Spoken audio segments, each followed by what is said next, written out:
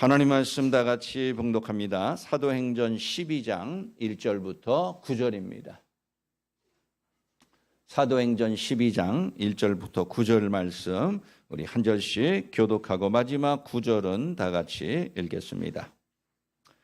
그때에 헤롯 왕이 손을 들어 교회 중에서 몇 사람을 해하려 하여 요한의 형제 야고보를 칼로 죽이니 유대인들이 이 일을 기뻐하는 것을 보고 베드로도 잡으려 할세 때는 무교절 기간이라 잡음에 옥에 가두어 군인 내식인 네 회에게 맡겨 지키고 유월절 후에 백성 앞에 끌어내고자 하더라. 이에 베드로는 옥에 갇혔고 교회는 그를 위하여 간절히 하나님께 기도하더라.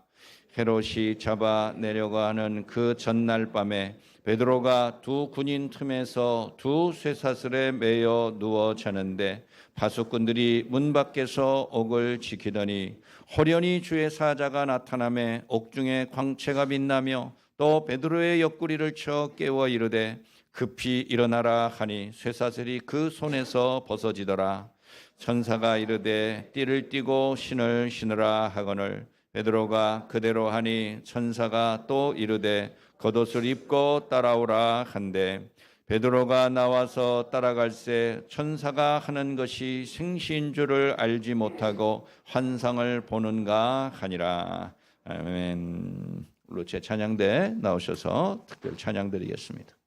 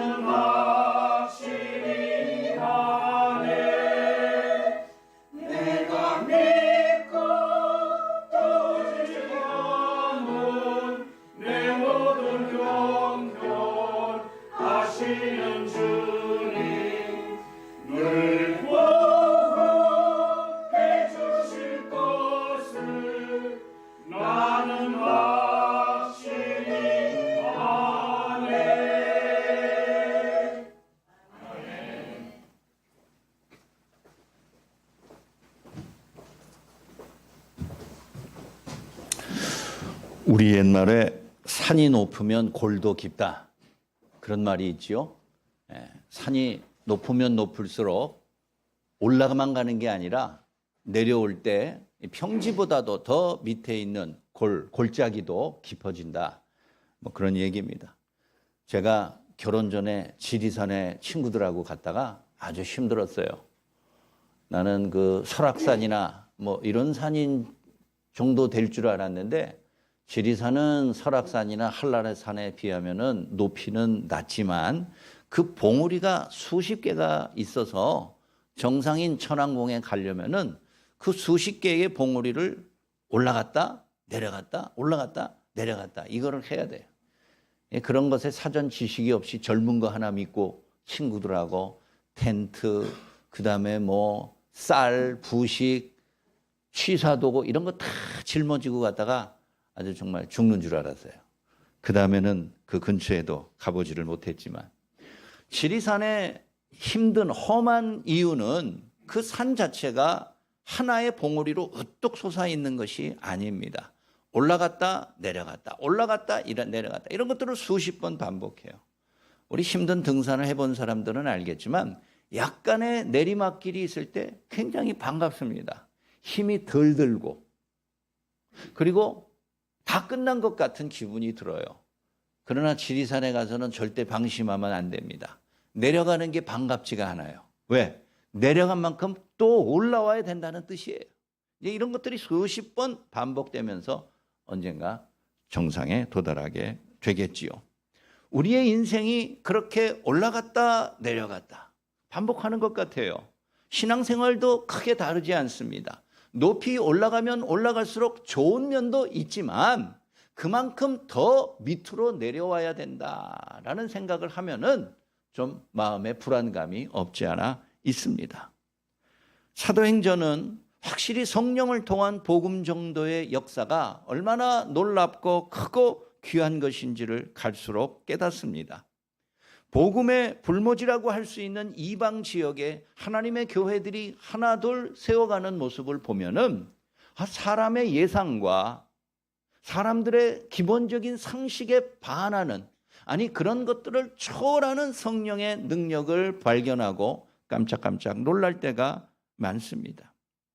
확실히 성령의 능력과 지혜라는 것은 우리의 눈에 보이는 현실로만 판단하는 우리 인간들에게 참 많은 은혜와 하나님의 보호하심이 얼마나 귀한 것인지를 깨닫게 해 주기도 합니다. 하지만 이 세상에는 여전히 사탄과 마귀의 시험과 유혹이 계속되고 있습니다. 성령의 역사가 크면 클수록 악한 영의 역사도 그만큼 커진다는 뜻이기 때문이에요. 우리가 성령을 통한 마음의 감격과 소망이 높아지면 높아질수록 사탄과 마귀의 유혹과 시험을 통한 고난도 더 깊어지고 낮아진다라는 것이지요. 어떨 때는 내가 높아지는 것을 원치 않을 때가 있어요. 왜? 그만큼 낮아지니까. 아까 지리산에서 말한 것처럼요. 내가 너무 좋은 것들이 많아지면 그로 인하여 반작용으로 더 슬프고 괴로운 일들도 똑같이 많아진다면 내가 괴로운 것을 피하기 위해서라도 좋은 것을 내가 사양한다. 사람에 따라 그럴 수가 있어요. 그러나 우리 삶을 그렇게 내버려 두지 않는다는 데 문제가 있습니다. 낮아지고 내려가는 수고와 아픔이 무섭다고 해서 올라가는 기쁨과 소원을 무시한다면 그건 잘못된 삶이지요. 많은 사람들이 왜 땀을 뻘뻘 흘리면서 산을 올라가는가? 조금 있으면 내려올 곳을. 그렇게 생각하면 이 세상에서 등산하는 사람은 하나도 없어야 돼요. 오늘 말씀을 통하여서 사탄의 시험은 많은 신자들과 교회를 괴롭게 하고 슬프게 하지만 그런 과정, 올라갔다 내려갔다, 성령의 역사를 체험했다, 또 그만큼의 많은 악한 영들의 고난과 괴로움으로서 저 발바닥보다도 더 낮은 곳에 굴러 떨어졌을 때 아픔과 괴로움의 과정을 우리가 함께 견뎌내지 않으면 안 된다는 것이에요. 그것이 우리 신앙의 속성이고 교회 생활의 특징이라고 할 수 있습니다. 내가 좋은 것도 싫고 나쁜 것도 싫다. 이렇게 말할 수 없는 거예요. 오늘 초대교회와 신자들이 우리에게 보여주는 신앙의 모습이 바로 그것입니다. 영적인 교훈이 바로 그것입니다. 첫째는 순교의 희생을 각오해야 된다라는 교훈을 우리에게 줍니다. 어떤 종교나 생명을 바쳐서 그 종교적인 신념과 신앙을 지키는 것은 매우 중요하고 훌륭한 일입니다. 기독교 역사 2000년 동안 교회의 가치와 복음의 진리를 지키기 위하여서 자기의 목숨을 버린 순교자들이 여러 명이 있었습니다. 그런 순교자들을 기리기 위하여서 기념 예배당도 짓습니다. 그래서 예배당 이름을 지어놓고 아무개, 순교자 이름이에요. 그 사람 아무개 기념관 이렇게 짓기도 해요. 우리나라 대표적인 순교자 가운데 한 명인 주기철 목사가 있습니다. 그 주기철 목사의 이름을 딴 건물들이 전국에 많이 있습니다. 어떤 교회에서는 그 주기철 목사와 직접적인 관계가 없음에도 순교의 정신을 기리기 위해서 교육관을 하나 지었는데 그 교육관의 이름을 주기철 홀, 주기철 관 이렇게 짓는 교회들도 전국에 꽤 있습니다. 또 주기철 목사의 이름을 딴 장학회도 설립이 돼서 많은 사람들이 혜택을 보고 있습니다. 이렇게 순교자는 그 사후에 그 사람을 칭송하고 그의 헌신을 기리는 경우들이 많습니다. 그렇지만 사후에 그런 칭찬과 기념을 목적으로 그것을 얻기 위한 목표로서 일부러 순교를 하는 사람은 아무도 없을 것입니다. 예루살렘 교회의 최초의 순교자는 사도가 아니라 놀랍게도 집사 스데반이었습니다. 신앙을 지키기 위해서 목숨을 버리는 것은 고귀한 일이기는 하지만 그 본인에게는 얼마나 큰 고난과 공포가 극에 달했을지 우리 모두가 상상하기조차 어렵습니다. 스데반이 순교한 이후에 예루살렘 교회는 침체되었습니다. 복음에 대한 열정도 식었습니다. 전도하는 많은 사람들이 없어지고 내가 새롭게 예수를 믿겠다 작정하고 신청하여 세례를 받고자 하는 사람들의 숫자도 격감했습니다. 그래서 율법주의자들, 그러니까 유대교죠. 그 모세의 율법을 그냥 목숨처럼 지키는 그 사람들이 새로운 종교인 기독교 그리스도교를 싫어하고 교회를 싫어하고 새로운 기독교 신자들을 싫어하고 미워했어요. 그래서 그 사람들이 주동하여서 집사 스데반을 죽인 것이지요. 그 사람들이 이런 여세를 몰아서 교회와 그리스도인들을 더 거세게 압박했습니다. 율법주의자들이 사울을 앞세워서 집사 스데반을 죽이는 데까지는 성공하였지만 여러 사람을 위하여 핍박하는 것은 쉬운 일이 아니에요. 그 당시 유대 지역을 통치하고 있었던 왕이 헤롯이에요. 여기서 헤롯은 예수님 당시에 왕이었던 그 헤롯과는 다른 사람이에요. 그 사람의 손자예요. 그래서 헤롯이라는 가문, 굳이 말한다면 성이라고 할 수 있습니다. 성. 제가 김현설이니까 성이 김씨지요. 이름은 현설이지만 사람이 내 아들이나 딸이 태어나면 같은 성 김씨를 쓰는 거 마찬가지예요. 헤롯이라는 이름이 대대로 같은 이름으로 내려오지만 사람은 달라요. 아무튼 베드로가 사울이 활동하던 그 시대의 유대왕 사울이었는데 헤롯인데 이 헤롯도 유대인이에요. 그러니 유대인인 헤롯이 유대 땅을 유대인들을 잘 다스리려면 그 사람들의 도움과 협조가 필수예요. 그 사람들이 도와주지 않으면 통치하는데 어려움이 많아요. 바람 잘 날이 없을 거예요. 그런데 이 유대 땅 왕 노릇하는 이 헤롯이 유대인들에게 아부하고 또 율법주의자들에게 비유를 맞추기 위해서 자기가 앞장서서 교회와 신자들을 박해하는데 나섰습니다. 그래서 여러 사람을 헤롯이 행정적인 권한, 공권력이죠. 공권력을 남용하여서 교회를 박해하고 교회 지도자들을 잡아 가두고 그를 고문하고 심지어는 죽이는 일까지 벌어지게 되었어요. 사도 요한의 형제였던 야고보가 있습니다. 세베대의 아들이지요. 세베대의 아들 두 명이 예수님의 12제자예요. 야고보와 요한이에요. 바로 그 야고보가 이 헤롯의 무자비한 통치에 희생되는 첫 사도 순교자가 되었습니다. 요한의 형제였던 그에게 어떤 제목을 씌웠을까요? 아무리 기세등등한 율법주의자요 행정수반이라 할지라도 사람을 죽이고 고난 있는 지도자들을 해치는 것은 피할 일이에요. 더 심각한 반발에 부딪힐 것이 틀림없어요. 그렇지만 헤롯 왕은 자기의 조부의 피를 이어받아서 그런지 몰라도 주저없이 피를 흘리는 일에 앞장섰어요. 헤롯이 예루살렘 교회의 지도자 중에 한 사람인 사도 야고보를 죽이는 일에 앞장서자 오늘 2절 말씀 보니까 유대인들이 기뻐했다라는 거예요. 자기들이 나서서 앞장서서 사람을 죽일 수는 없었지만 그러나 행정당국의 장인 왕이 여러 가지 죄목을 뒤집어 씌워서 재판을 하여 사형에 처했으니 이 손 안 대고 코 푸는 격이라 유대인들은 율법주의자들은 기뻐하고 좋아했어요. 이것이 예루살렘 교회가 겪은 두 번째 순교의 고통이자 사도의 첫 번째 순교였습니다. 교회의 시련은 계속되고 있었습니다. 성령의 역사가 높은 산처럼 계속 오르고 올라가는 것처럼 보이지만 그만큼 예루살렘 교회를 향한 시련과 고통과 괴로움의 모습은 땅속 밑으로 더 깊이 파고 들어가고 있었어요. 복음의 역사가 커질수록 그것을 회방하고 구원의 계획을 좌절시키려는 시험과 유혹이 깊어지고 교묘해지고 어떤 때는 잔인해지기도 합니다. 그것이 영적 세계의 현실이에요. 비록 순교의 고통과 눈물이 앞을 가리지만 이 또한 앞으로 나아가고자 하는 복음을 위해서는 피할 수 없는 하나의 과정이라는 것이에요. 순교의 고난은 비록 소수를 향한 아픔이기는 하지만 그런 고난이 교회가 성장하고 성숙하는 일종의 대가가 된 것입니다. 교회가 치러야 될 대가예요. 자기가 치러야 될 희생이요 손해예요.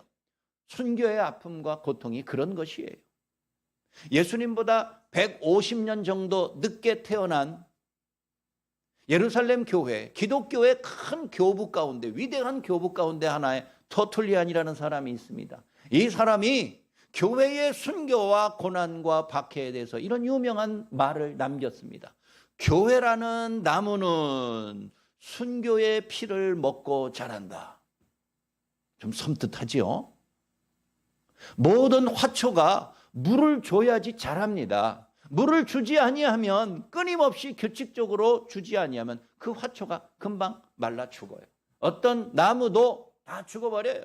그러니 지속적으로 물을 주고 그에게 가꿔야지 그 나무가 자라요.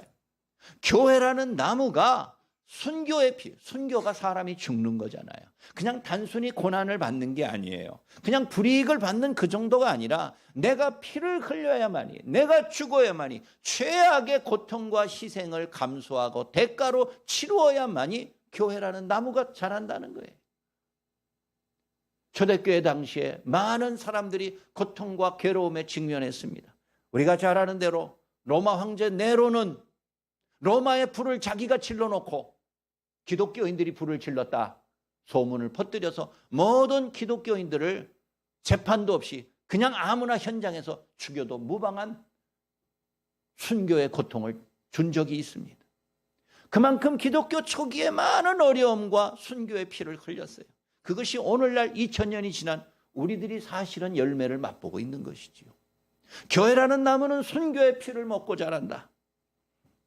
교회 2000년 역사가 증명하는 원리입니다. 오늘날 우리 한국교회를 돌아보세요. 더 이상 순교자는 나오지 않습니다. 문자 그대로 우리가 죽어야만, 목숨을 버려야만 지켜야 하는 그런 신앙의 어려운 환경은 아닙니다. 그렇지만 그만큼의 시련과 고통은 여전하다는 것을 알아야 됩니다.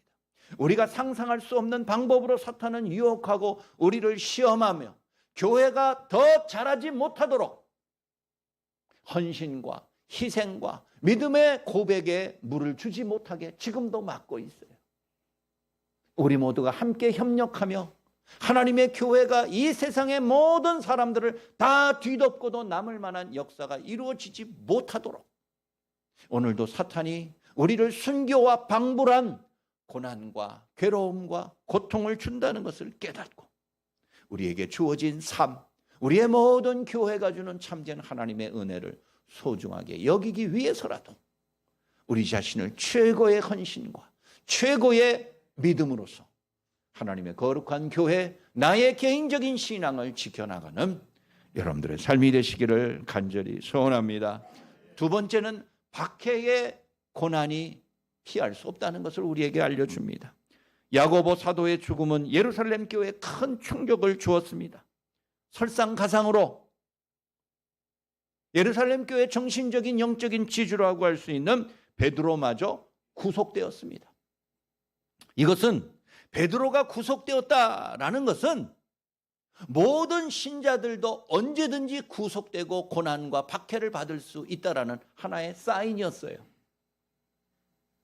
우리가 잘 아는 대로 예루살렘 교회는 유대 사회에서 무시할 수 없을 정도로 큰 세력과 집단이 되었습니다. 따라서 교회의 수장이라고 할 수 있는 베드로는 건드리지 않고 다른 사람들을 박해하면서 예루살렘 교회를 압박하고 고난을 주었어요.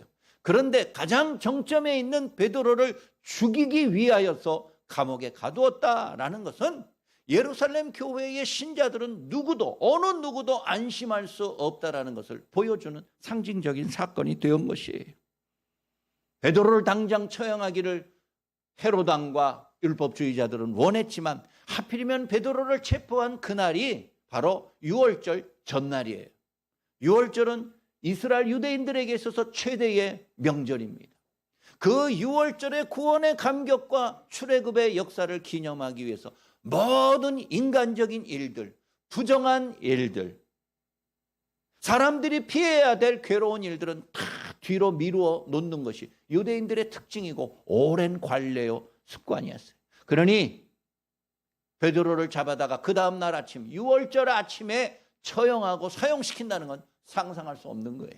그래서 연기됐어요.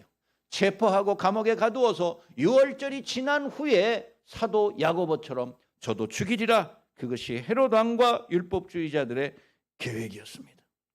진정 예루살렘 교회는 설립된 이래의 최대의 위기를 맞이했습니다.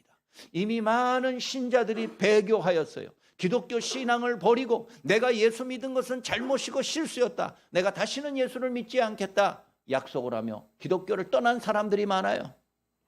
또 어떤 사람들은 자기의 집을 떠나서 박해를 피해 유대 땅과 사마리아와 땅 끝까지 이방 지역으로 흩어지는 사람들이 생겼습니다. 사도들은 순교하거나 감옥에 갇혀 꼼짝할 수 없었습니다. 교회와 신자들은 베드로의 석방을 위해서 간절하게 기도했어요. 교회가 베드로마저 잃는다면 예루살렘 교회는 공중분해될지 몰라요. 망해서 없어져 버릴지 몰라요. 교회의 지도력에 공백이 생길 때 사탄은 무자비한 유혹과 시험을 준비합니다. 오늘날도 그래요. 오늘날도 교회에서 목사가 없거나 또 여러 가지 어려운 형편에 놓여 있을 때 교회의 지도의 자리가 비었을 때 사탄의 많은 시험과 교인들 간의 내부의 분열과 다툼이 크게 달할 때가 많아요. 그러나 하나님은 야고보의 순교를 허락하여 고난을 계획하셨지만 베드로마저 순교하는 절망을 허용하지는 않으셨어요. 야고보의 고난이, 야고보의 순교가 예루살렘 교회와 신앙을 믿는 사람들에게 있어서 겪을 수 있는 최악의 고통과 고난이었지만 베드로마저 잃고 순교된다면 그것은 고난의 정도가 아니라 완전히 절망을 의미하는 것이에요. 하나님은 거기까지 허용하지 않으셨어요. 처형되기 전날 밤 하나님은 그의 사자를 보내셔서 오늘 말씀 보니까 자세히도 묘사되고 있습니다. 베드로를 지키기 위해서 16명의 군인이 있어요. 4명씩 4조가 돼서 16명이 지키고 있어요. 베드로가 무슨 골리앗입니까? 삼손입니까? 힘이 장사도 아닌 무력한 한 인간에 불과할 텐데 칼과 창으로 무장한 로마 군인이 16명이 철통같이 밤낮으로 지키고 있으니 빠져나갈 방법이 없었어요. 많은 신자들과 사도들이 모여서 간절하게 그의 석방을 위해서 기도하였지만 기도 응답이 이루어질 가능성은 거의 없었습니다. 그런데 오늘 말씀 보니까 하나님이 그의 사자를 보내셔서 이 철통같이 지키는 로마 감옥에서 베드로를 구원해 내셨어요. 지키는 군인이나 간수들은 물론이거니와 베드로 자신도 내가 지금 이렇게 석방되는 것이 이게 생시인지 꿈인지조차 알지 못할 정도로 순식간에 벌어진 놀라운 하나님의 능력이었어요. 아무도 베드로가 석방되는 것을 눈치채지 못했어요. 간수도 로마 군인들도 깊은 잠에 빠져 있고 옥문이 열리고 온몸을 휘감고 있던 쇠사슬이 그렇게 쉽게 풀어져 도망치게 될 줄을 아무도 생각하지 못했을 것입니다. 베드로가 감옥에 갇힌 것은 모든 신자들에 대한 박해의 예고편과 같았습니다. 신자들은 저마다 핍박의 다음 차례가 나일지 모른다라는 두려운 마음에 문을 걸어 잠그고 교회에 나오지도 또 믿는 사람들과 더불어서 함께 모여 예배드리지도 않았습니다. 순교처럼 박해도 역시 온전하고 견고한 신앙을 위해서는 필요한 과정이에요. 여러분, 우리가 가끔 온실 속의 화초라는 표현을 씁니다. 온실 속의 화초는 사시사철, 계절과 관계없이 아름다운 꽃을 피울 수 있습니다. 그러나 온실 바깥에 내놓았을 때 몇 시간 만에 죽어버릴 것입니다. 우리는 어떤 때는 온실 속의 화초와 같은 신앙을 생각하고 목표로 삼고 살아가는지 모릅니다. 그러나 이 세상이 우리에게 언제나 온실처럼 좋은 환경만 있는 것은 아니지요. 우리의 삶의 수많은 거친 야생의 비바람과 홍수와 같은 괴로움의 모습들은 끊임없이 우리를 시험하고 우리에게 고통을 주는 것이 그게 우리의 삶이요, 그게 우리의 현실이요, 그게 우리의 진짜 신앙의 모습이에요.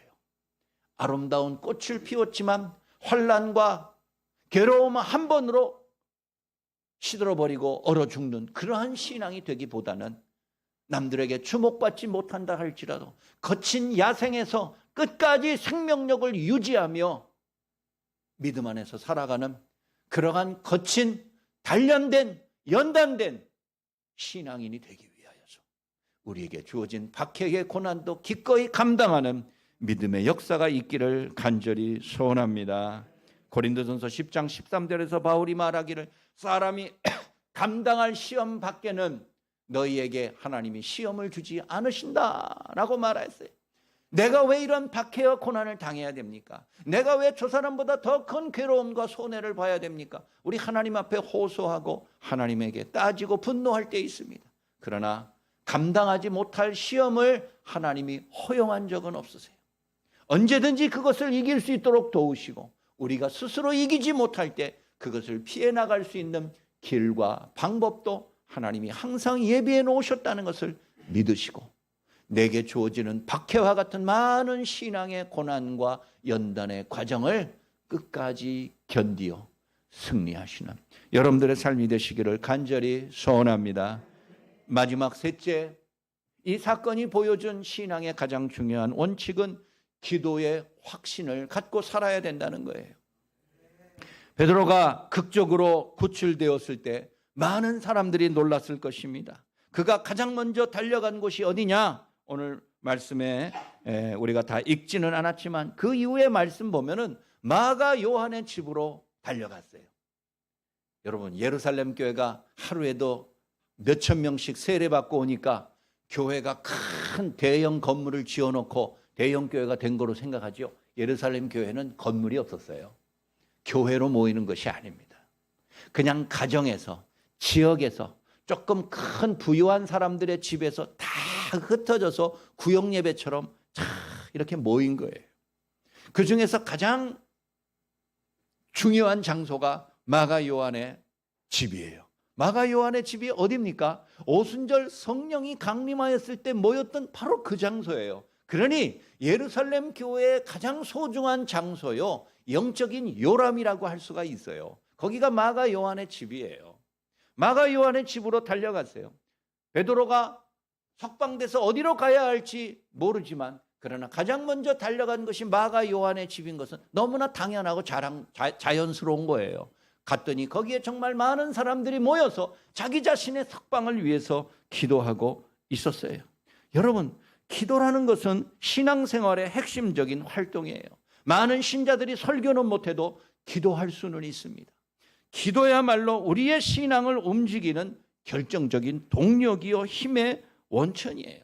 그러나 우리 모두가 아무리 유창하게 기도하고 다른 사람들보다 더 오랫동안 간절하게 기도할지라도 기도 응답에 대한 확신이 없는, 기도에 대한 확고한 믿음 없이 드리는 기도는 소음에 불과해요. 공예에 불과해요. 내가 이 기도를 드리는 것이 반드시 이루어질 것에 대한 확신이 없는 기도만큼 허망한 외침이 없어요. 마가 요한의 다락방에 모여서 베드로의 석방을 위해서 간절하게 기도하였던 그 사람들은 정말 믿음으로 기도했을까요? 정말 베드로의 석방을 확신하고 그렇게 기도했을까요? 베드로가 그날 밤, 그날 새벽에 마가 요한의 집에 도착하여 굳게 닫혀있던, 무서우니까 집 문을 잠궜겠죠. 문을 두드리자 여자아이가 잠결에 나왔겠죠. 여자아이가 나와서 누구냐고 물었을 때 나다, 나 베드로다. 그 여자아이도 마가 요한의 집에 자주 왔다 갔다 하던 베드로의 얼굴과 음성은 너무나 잘 알고 익숙할 것이죠. 그 여자아이가 너무 깜짝 놀랐어요. 아니 어떻게 베드로가 이 새벽에 이렇게 우리 집에 올 수 있단 말인가. 문을 열어주는 것도 너무 놀라가지고 깜빡 잊고서 집 안으로 들어갔어요. 그리고 기도하고 있는 사람들에게 말을 해줬어요. 문 밖에 베드로가 와 있습니다. 베드로가 와 있습니다. 얼마나 감격스러운 일들이에요. 베드로의 무사 귀환을 위해서 기도하던 사람들이 다 쌍수를 들어 환영하고 밖으로 나와서 문을 열어주고 베드로를 영접해야 돼요. 그런데 베드로가 문 밖에 와 있다는 그 아이의 말을 들은 이 기도하는 사람들의 반응이 충격적이에요. 15절, 이거는 봐야 될 것 같아요. 제가 아무리 설명해도 말씀을 읽는 것만은 못하죠. 15절 말씀 여러분 다 같이 14절 15절 우리 다 같이 한번 읽어봅니다. 시작. 베드로의 음성인 줄 알고 알지 못하고 달려 들어가 말하되 베드로가 대문 밖에 섰더라 하니 그들이 말하되 네가 미쳤다 하나. 아멘. 여기까지예요. 예? 아니 안에서 베드로의 석방을 위해서 간절하게 기도하는 사람들이 베드로가 정말 문 밖에 와 있습니다. 석방되어서 와 있습니다. 라는 반응을 듣자 모두 다 그 여자아이를 보고서 네가 미쳤구나. 네가 지금 제정신이 아니구나. 네가 지금 잠결에 헛소리를 하고 있구나. 그들의 반응이 너무 충격적이지 않아요?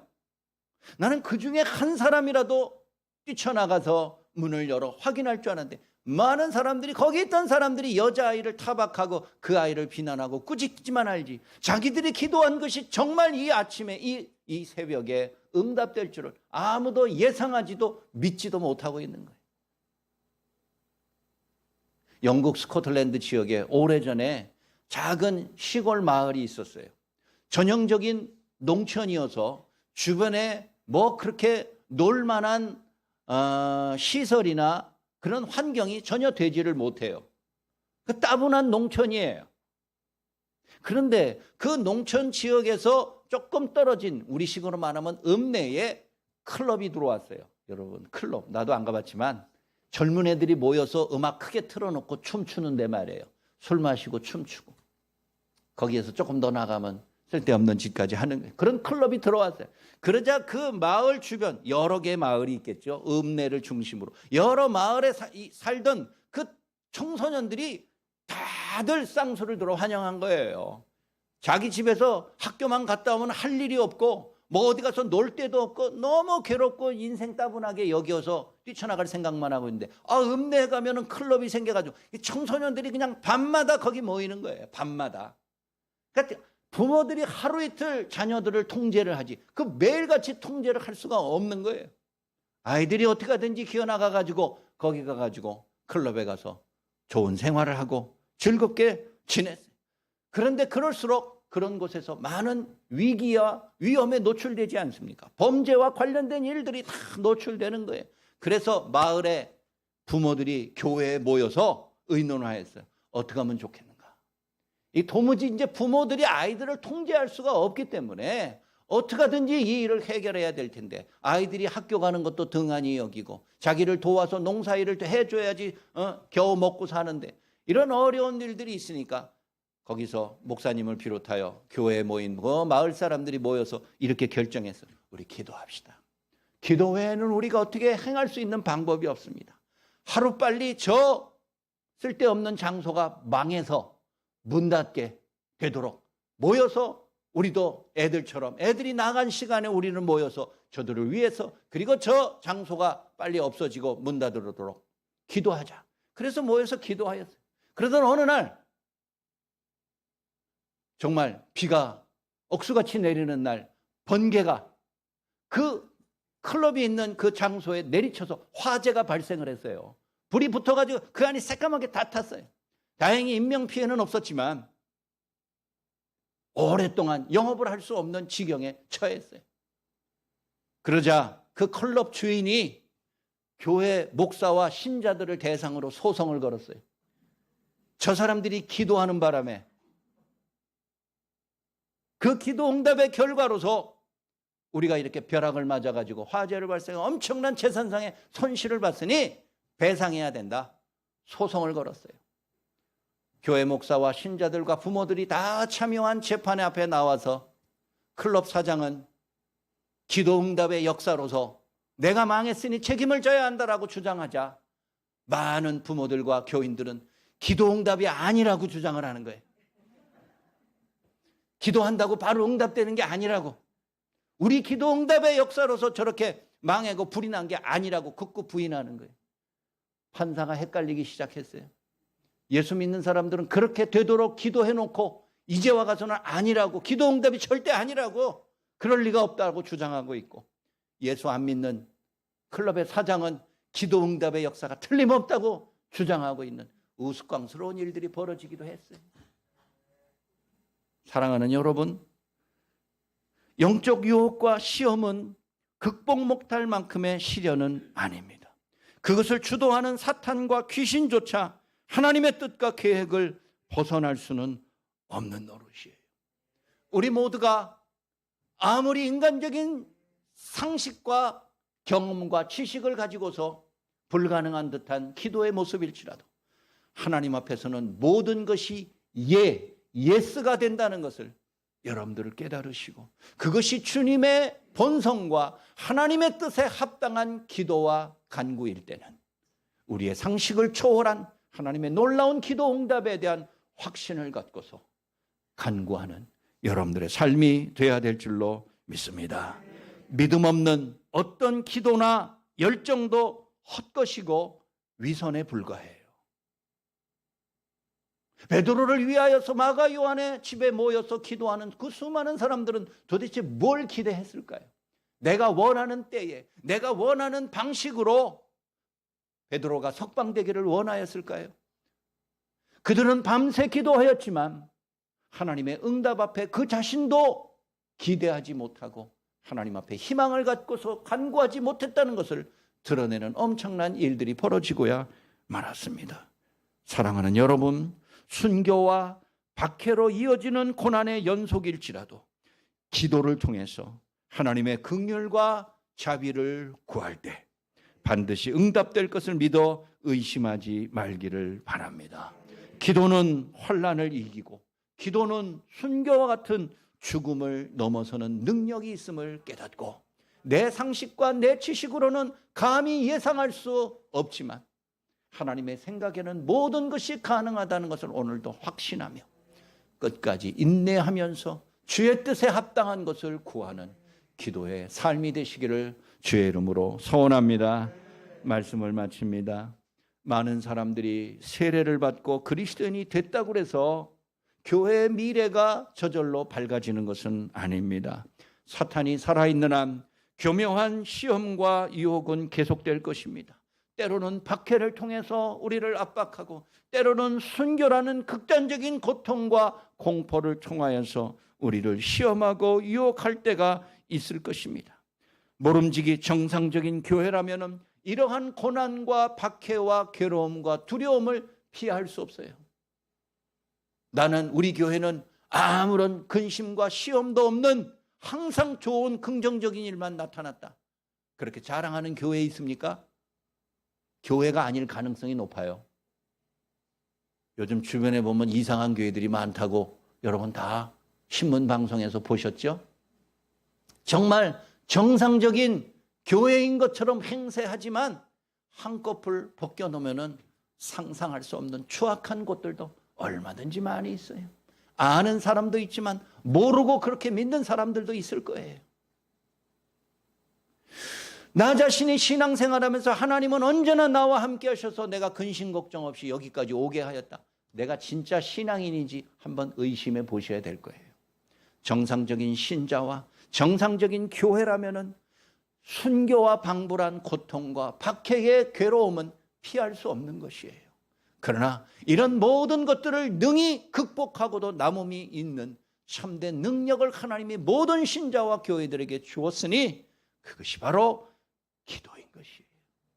우리의 기도의 삶이 끊임없이 중단되지 않고 간절하게 믿음을 갖고 나아갈 수 있도록 오늘도 내 삶의 신앙의 고난과 곤경 속에서 낙심하지 마시고 하나님의 기도를 통하여 그의 보좌를 흔들고 응답의 체험의 역사가 넘치는 여러분들의 삶이 되시기를 주의 이름으로 간절히 축원합니다. 자비로우신 아버지 하나님, 은혜를 감사합니다. 우리 모두가 살아가며 이런저런 고난에 직면합니다. 그러나 인간적으로 그것을 극복할 만한 능력과 힘이 없습니다. 오늘도 하나님이 내게 베푸신 기도의 능력과 기도의 방법을 통해서 주님께 간구하고 하나님의 도우심을 청하오니 주여 우리의 모든 간구에 응답하시고 하나님의 뜻이 우리 가운데 바로 응답되고 성취될 수 있도록 인도하여 주옵소서. 우리의 교회가 우리의 개인적인 신앙의 모습이 환난과 박해와 더 나아가서는 순교와 같은 극단적인 고난에 처할 수도 있습니다. 그러나 낭망하지 않게 하여 주시고 그러한 과정과 그러한 연단의 모습을 통하여서 내 신앙이 교회의 부흥이 점점 발전할 수 있다는 것을 깨달아 알게 하시고 기도의 능력을 통해서 이 모든 고난으로부터 이겨나갈 수 있도록 역사하여 주옵소서. 오늘도 이러저러한 고통과 괴로움 속에 있는 자들을 위로하시며 하나님의 참된 소망의 뜻들이 그 모든 고통받는 자들을 하나님께서 치유하시고 회복시키시고 능력으로 변화시켜 주옵소서. 우리 주 예수 그리스도의 이름으로 간절히 기도하옵나이다. 아멘. 다 같이 일어나셔서 찬송가 452장 부르겠습니다.